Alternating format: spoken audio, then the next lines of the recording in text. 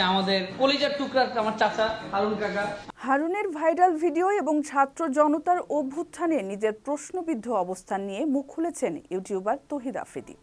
Verified ফেসবুকে দীর্ঘ status দিয়ে জানিয়েছেন তিনি তখন যা করেছিলেন জানের ভয়ে করেছেন। নিজেকে পরিস্থিতির শিকার বলেও পুরো লেখাতে বর্ণনা করেন। সেখানে ডিবির হারুনের সঙ্গে তার সখ্যতা এবং তার ভাইরাল ভিডিও নিয়ে মুখ খুলেছেন তিনি। আফ্রিদি সেই পোস্টে বলেন, বাংলাদেশে যখন কোটা আন্দোলন শুরু হয় তখন আমি দুবাইতে ছিলাম। দেশের পরিস্থিতি তখন খুব খারাপ পর্যায়ে, আর তখনই আমি সোশ্যাল মিডিয়াতে পোস্ট করি যে আমি দেশে আসছি এবং কোটা আন্দোলনকারী ভাইদের পাশে দাঁড়াবো। এরপর যখন শহীদ আবু সাইদ ভাইয়ের ছবি সকল আইডিতে পোস্ট করি, এরপরেই আমাকে ন্যাশনাল টেলিকমিউনিকেশন মনিটরিং সেন্টার থেকে জিয়াউল আহসান কল দিয়ে বলে, তুমি রাষ্ট্রবিরোধী যে পোস্টগুলো দিয়েছো তা এক্ষুনি সরাতে হবে।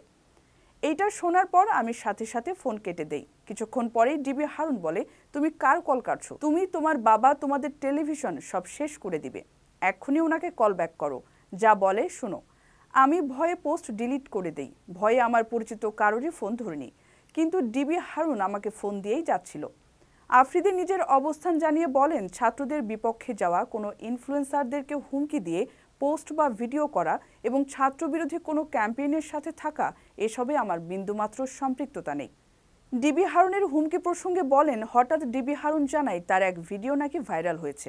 মানুষ নাকি তার ফেস চেঞ্জ করে ভাইরাল করছে। আমি তখনও জানতাম না তার কি ভিডিও ভাইরাল হয়েছে। ভিডিও দেখে আমি বুঝতে পারি যে এটা তারই ভিডিও। তারপর সে ফোর্স করে ভিডিওটা রিমুভ করে দিতে। পরে আমি তাকে বলি, এইটা তো রিমুভ করা যাবে না। এটা বলার সাথে সাথে সে মামলা নিয়ে কথা বলা শুরু করে। আমাকে বলে, তোমাকে কিন্তু এই মুহূর্তে অ্যারেস্ট করা যায়।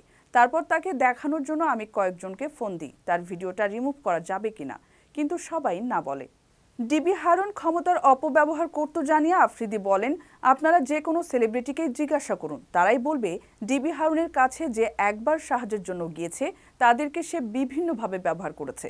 তার ফেমাস হওয়ার একটা নেশা ছিল, সেটা তার পেজের ভিডিও দেখলেই আপনারা বুঝবেন। লেখার শেষের দিকে দ্বিতীয় সুযোগ চেয়ে আফ্রিদি বলেন, আমি মনে প্রাণে বিশ্বাস করি এভরিওয়ান ডিজার্ভস আ সেকেন্ড চান্স। যদিও ঘণ্টাখানেক পর সেই দীর্ঘ স্ট্যাটাসটি আফ্রিদির অফিসিয়াল পেজে আর খুঁজে পাওয়া যায়নি। কারো কাছে স্বপ্ন পূরণ, কারো আনন্দের উপলক্ষ, আবার কারো জীবন পাল্টে দেওয়ার মুহূর্ত, কখনো জীবন বাঁচাতে সর্বোচ্চ গতিতে উড়ে চলা, কারো আবেগের শেষ মুহূর্ত, আপনজনের শেষ বিদায়ে শামিল হওয়া, এমন সব ইচ্ছে পূরণে সর্বনিম্ন ভাড়ায় দ্রুতগতির বাহন প্রবাসী হেলিকপ্টার। আপনার প্রয়োজনে যোগাযোগ করুন আমাদের হটলাইনে।